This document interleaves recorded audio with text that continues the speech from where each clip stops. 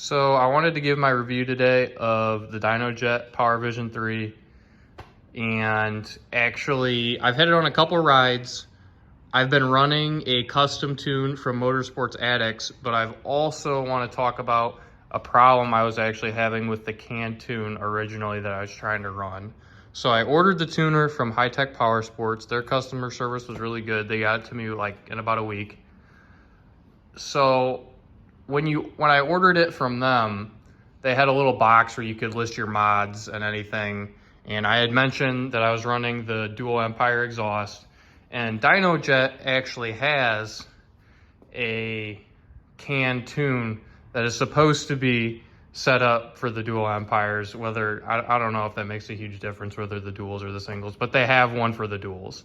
So that was actually preloaded on it. I think the guys at High Tech threw that on there for me before I loaded it onto the machine. So I ended up going with that tune. I tried to run it, and this was back when I just had it sitting on jack stands. I was fixing the tie rods and A-arms and all that crap. So all I was able to do was idle the bike. And at first everything seemed fine. It started up fine the first time. I let it warm up, no major issues. It was idled great, gave it some revs, whatever, shut it off.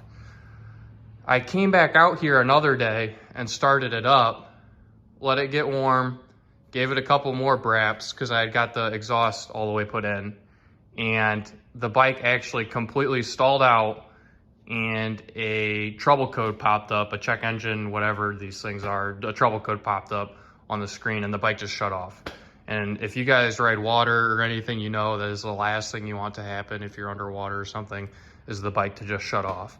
So I did some research on that tune, and it sounds like some of the guys with the newer throttles with the sport mode, where it's got the electronic selection for the different, it's got like work, normal, and sport mode. I guess in sport mode, some of these more recent, I don't know if it's the recent tunes that Dynojet has or if it has something to do with the newer machine, but I read on some forums that after about half throttle in sport mode, sometimes it'll just randomly kill the bike, which is not good. So I was kind of a little upset, but I had already been eyeing the Motorsports Addicts tune, and that's what I ended up doing. I'll put the trouble code up on the screen that I had in case anybody else gets the same one from running the tuner. Like I said, I was running that just the canned Dynojet tune that they have on their website. I mean, you can go download it. And I heard a couple people, they sent it back and had Dynojet fiddle with it, and it seemed like they got it worked out, but I ended up just going straight to the Motorsports Addicts guys on Facebook. And I have been super impressed with the bike on that tune. I'm running, I think it was like it's like a 93 octane tune set up for the exhaust.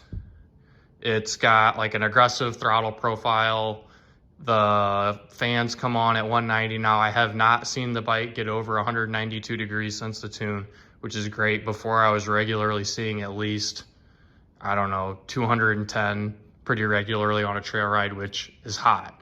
And I wasn't a super big fan of that. So that seems to have corrected all that stuff. The bike just seems to run better in general. And man, the performance is really impressive. I had my doubts, especially on something like this, where it doesn't have an O2 sensor, so there's no positive feedback going to it. So I was kind of not super convinced it was going to have that big of an effect, but it really woke the bike up.